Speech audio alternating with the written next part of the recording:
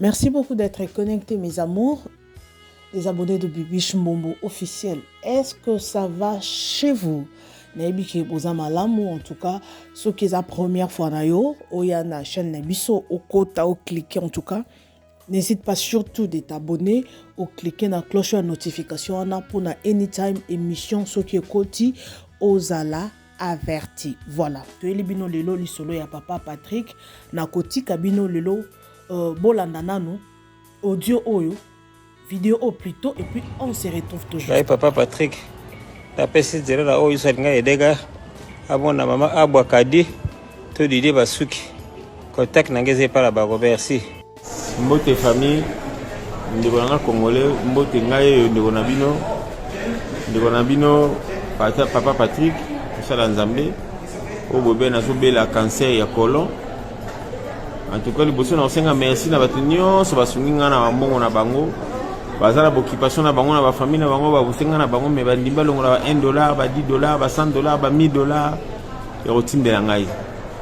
Merci na communauté congolaise ya États-Unis maman Lise na président ya Chantini en tout cas merci na elle bosali ngai.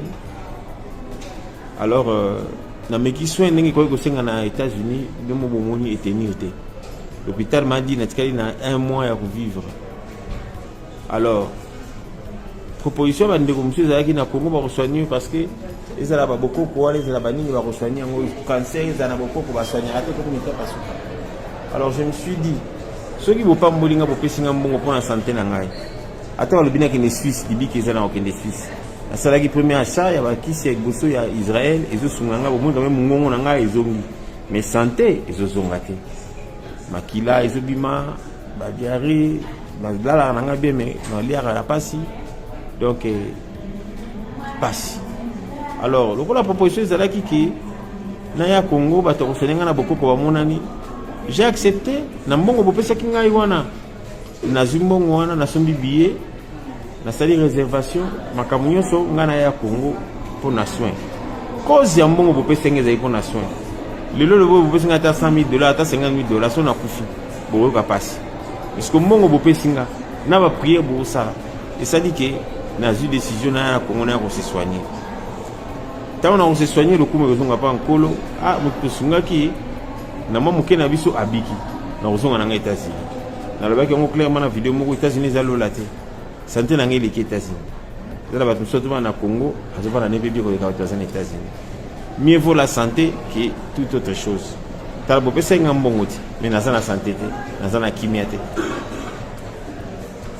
Alors pasi na ngai zene loko moko ezaki ndiko moko mwasi soki Mervin mama na pamboli nzamba pambola wa makasi na ko finga oyo zo finga nga na malobo zulu bana yipi so zongo wapi nzamba limbisa yo mais ba ke ba pamboli nga eza facilité mokili ya lelo bato basangisa mbongo ti ba koma tana $13,000 ba pesa yo lelo c'est qu'il faut le kwa nzambe zala ata ba $1 ba $2 ba il faut nzamba zala nies na ngai Courtney okomina ko finga yo bika za nies na ngate batebele basunginga me yo ozi option ya kofinga nga promesse ate nga na pamboli yo na isi nzamba pamboli po ibisa olobaki phrase moko na kangi lobi nzamba sala raté na étape na nzamba sala raté yaya o lancer défi na basala nzambe o sala défi na nzambe o sala défi na nga na Congo ba obikisa nga na bokoko na obika na ozonga o comprendre que nzamba sala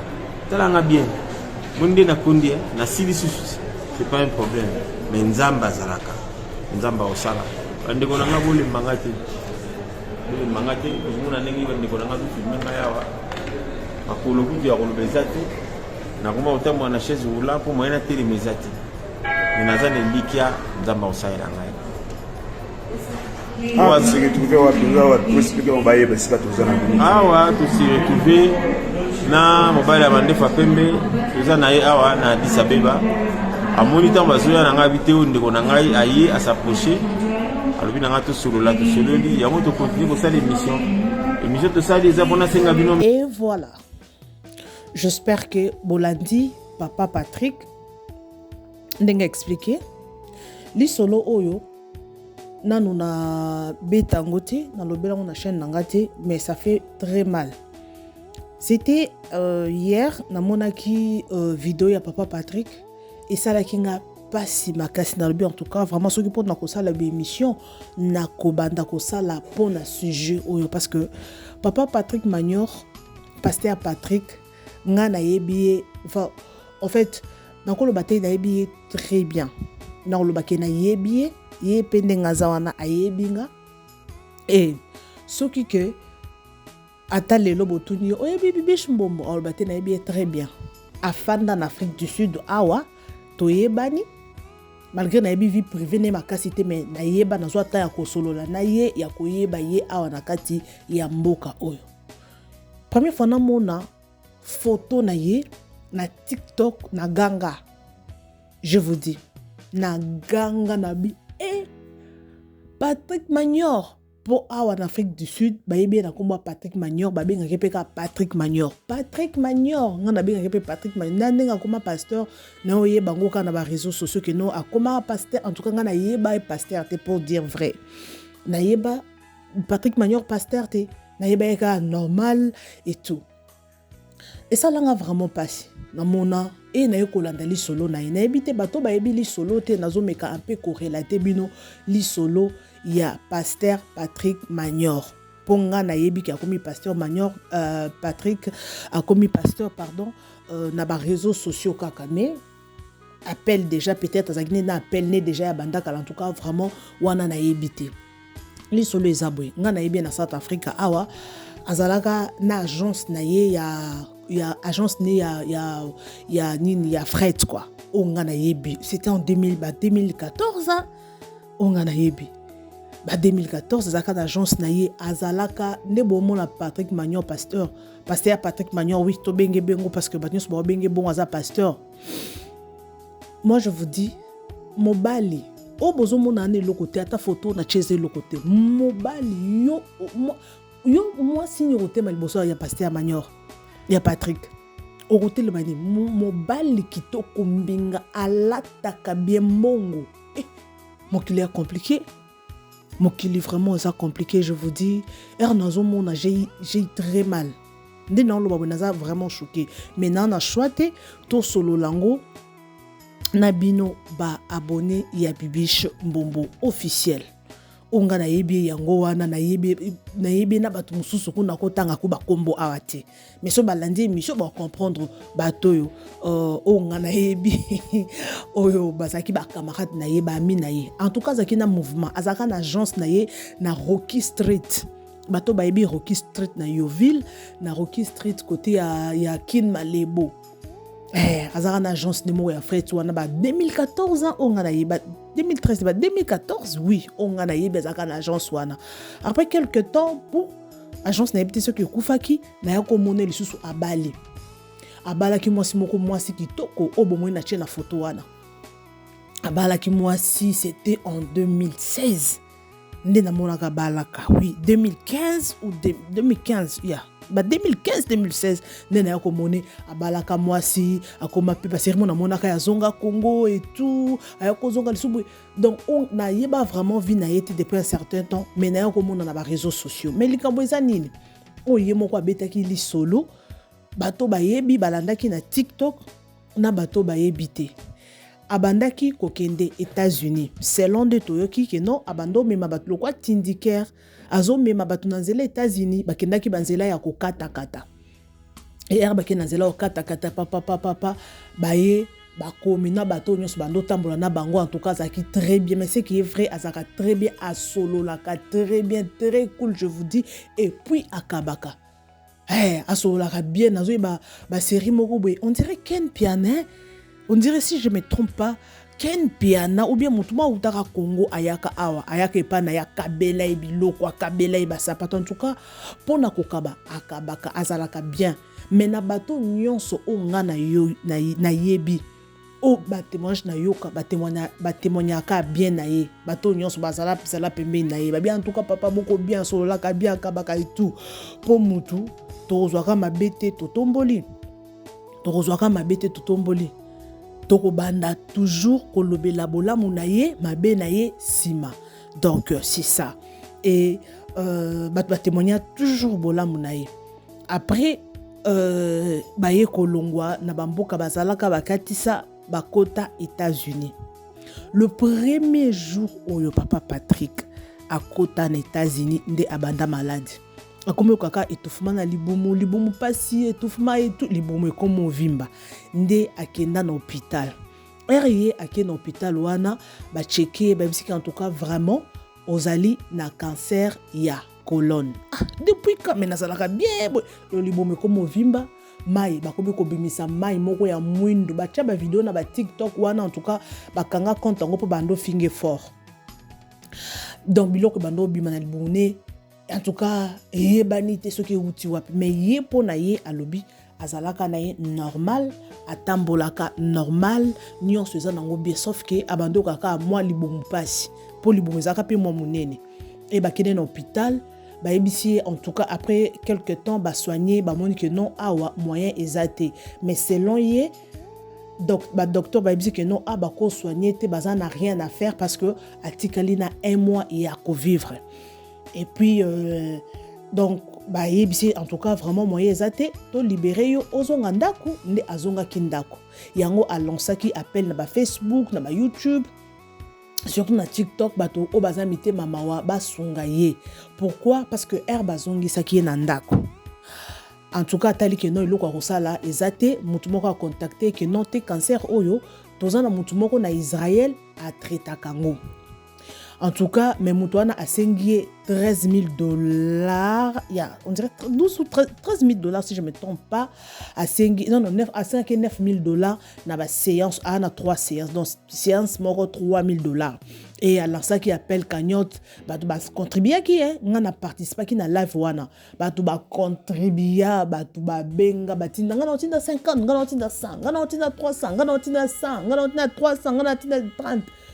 Batu vraiment batinda bambongo et toya komona que non ba émission esalamaka batu ba finga ye o te azosala zokosa bo to mona film robe na TikTok wana bima afinga ye o azosala neza ba aventure hôpital nini na États-Unis bazo bako bimisa moto na hôpital et tout to mona biloko esalama wana donc pour beta non li solo parce que non tu en commentaire ti et ayaki ko sala basali cagnotte wana basangisa kimbongo abandi traitement mais malgré traitement abandaki wana esimbaki te ndi ase décider ki encore na mboka na biso ba traitement eza surtout bakisa bokoko wana et bimi ebele c'est mieux ozonga Congo soki ozongi Congo à partir ya kuna nde okozwa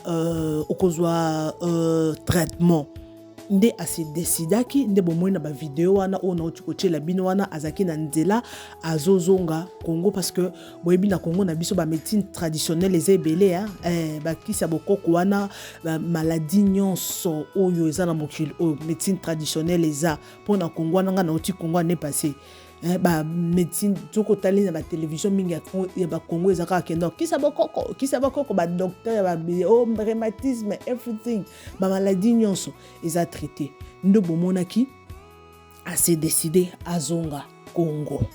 Donc problème eza yango wana azonga ki Congo et tomoni ba photo akotaki na mama yemo mais malgré mama yemo akoti na début émission bomoni na chelibino vidéo ya papa Patrick vidéo wana bino mo bomona état ya moto ndenge azali donc bomona ka moto aza bien te aza na santé ya bien te non ça la deuxième émission parce que tant il y a tant eza moké vraiment pour expliquer pour tout solo la na bino très bien abonné à Bibichon Mongo officiel non ça l'émission mobimba après non ça l'émission mosusu pour na expo on a chacun dans audio boyo rendenga zoloba et puis na ça moi commentaire mais non ça toute une émission du début à la fin tout solo na sujet mais et là comment on a besoin de souligner avant papa Patrick a kende États-Unis na monaki ba image moko boye na ba basali ba analyse ba lobby et tout azalaki une église ya pasteur Dodi et Emmanuel Dodi si je me trompe pas akendaki kuna ba prier pour na ye après wana apparemment abandaki déjà maladie Ce qui doit comprendre bien. Pour Akenda qui n'est pas pasteur Dodi, bah sambeli pour naïe. Après quelques temps, à qui États-Unis, des maladies et s'aggraver. Tout le monde qui analyse comment mon sali Nzambe accueilli ba sambeli pour naïe. Soit disant mon sali Nzambe wana alongola ba maladie abiki sakabato. Mais après avoir sambeli laïe, maladie et s'aggraver les souffres. Qu'est-ce qui se passe? Qu'est-ce qui se passe? Bandeko, sujet à papa Patrick est vraiment vaste. Et ça sujet est sensible et ça l'a passé parce que au moins bilo mususu, oui. Physiquement, toko loba biso ba congolais toyé baka kolande la santé na bisoté. Surtout ba africain. Tozela mingi soki obeli makasi soki osenti que malade eza oki mutu pasi oki bon pasi nde okokende hôpital. Tozana notion anati que non anytime okokende en fait okokende ko sala contrôle en tout non eloko na tozala raté yango monaka biso ba congolais okosutuka bumunta sali crise ya tension. Or surtout quand maladie boy ekoisaki maladie telle ekoisaki pourquoi tozana habitude wana ya kosala contrôle te. Donc ce tobito mon papa Patrick maladie wana e bandaki déjà kolia très bien et bandaki kolia bien avant peut-être peut ayeba quitter parce que ça maladie musu pour se manifester après des années au comment on a peut-être bandaki 2 ans passés 3 ans passés biso toyeba kité mais pour naie amona ki azana bien wana no ba physiquement spirituellement non to comité pour naie peut-être amona que non nazana nga bien eloko moko ezata ko ka libomu pasi parce que biso ba congolais tozara mingi soko yoki mutu pasi na mela non calmant na bi que so na meli mutu pasi non mela panado non mela aspirine non mela ubicap pour ne diminuer douleur mais toyeba kate na kati wana maladie ni nde ezali eloko ni sali ke mutu esala pasi eloko nini sali ki na yoka libomu pasi eloko na toyeba raté ozwa kaka omeli calmant soit toke na hôpital ba sali yo examen malaria et tout mais ça na maladie moko e bomba na nzoto toyeba kate et ce tobito ya spirituellement ba maladie mususu eza ba maladie moko ba imposa yo maladie moko ya kindoki pour komona papa Patrick oui aza mosali Nzambe. Tout le monde bayebi ke no aza mosala Nzambe to mona même ba photo na ina bangomba zo sambela zo prier pour na batu depuis un certain temps en tout cas abongwana na ye malgré tout vie na ye passé en tout cas wana équipé ka ye moko vie na ye passé wana ye moko nda yebi mais to moni mosala Nzambe siko photo mituna pourquoi Nzambe akotika mosali ya Nzambe mosali oya zo salela ye pourquoi Nzambe akotika mosali na ye tina ba niveau oyo. Pourquoi? To se demander. Il faut to mituna. Oui, Nzamba sala ke loko po a manifester gloire na ye. Nzamba ko humilier yo. Na milier moko boy, a humilier yo po a élever yo un jour dans la témoignage. Le même Nzambe wana a ko punir yo pe. Tellement moni au sala mabe moko quelque part. Il faut foutre conséquence, faut payer. Nyon sonande Nzambe yemondo mutu ayebi toko juger mutu te. Toko juger mutu te ngana lobanga na ko juger mutu te. Eza eloko mususu otali boye. Oui, eza na batu mususu na vie. Wana lobaka ko saleka na bina on sala émission na ko expliquer très bien na loba ba vérité et belé. Bon s'abonner et puis bon partager puis ba like. Vie eza compliqué. Pour vérité Nzambe kanda oyeba. Oui, Nzambe kanda oyeba parce que to moni batu baleki babi papa Patrick escroquer batu wana za escroquerie akosi batu ke no ba pesa mbongo tala mbongo ngo ye wana mais batu bozolo bazo escroquer est-ce que bomoni no muto ngo escroquer bino bomoni 100 ans ngo normal 100 ans normal te bomoni na dobi na chire bino vidéo azo kokoloba te pema qu'est-ce qui se passe? Ba ebisi article na 1 mois mais surtout total bien 1 mois on peut déjà les kinango Nzambe alola pourquoi Nzambe zo sale grâce te est-ce que nzambe ye moko s'est décidé azwa amna ye? Est-ce que nzambe azosala bongo pour avoir le témoignage, azala un jour témoignage à bato? Parce que tomoni la fille na Facebook afingi ye alobi ke no azokosa maladi ane bikisama te. Maladi ane bikisama te, nzambe asalaka te. Boyoki alobi yo ozotya nzambe na ngai en épreuve nga na kobika. Toyoki ndenga alobi abi nga na kobika. En tout cas nga na koya vraiment na émission mobima na expliquer bino du début à la fin. Qu'est-ce qui s'est passé au juste? To me campé ko discuter na bino. Le les avec mo flash moko na nga na lobaka mo muke na chaka commentaire boyoki bino moko nde ya lobi. Vidéo o na tena début wana esalinga passe. Pasteur Patrick Manyor onga na yebi Manyor mobali boga mbinga mobali metala lelo obalobaka tout est vanité. Moni zoto et lokote. Vie à mutu kosekate. Mutu ako changer na minute za ki pauvre a komi riche. Mutu ako za la riche a uta ki riche a bambani a komi mutu pamba pauvre. Donc vie est vraiment compliqué. En tout cas vraiment azo senga lisungi na bino boki na début wana abi que non so besoin la posa ne bo contacter mbala ma defa pembe avis du public.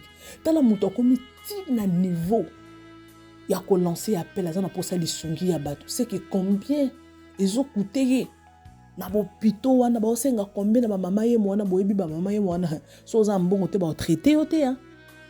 Siko pourquoi nzamba linga humilier mosali na ye? Est-ce que ça humiliation? Est-ce que ça nzamba zo sala pour se manifester? Est-ce que ça punition nzambe? Point d'interrogation.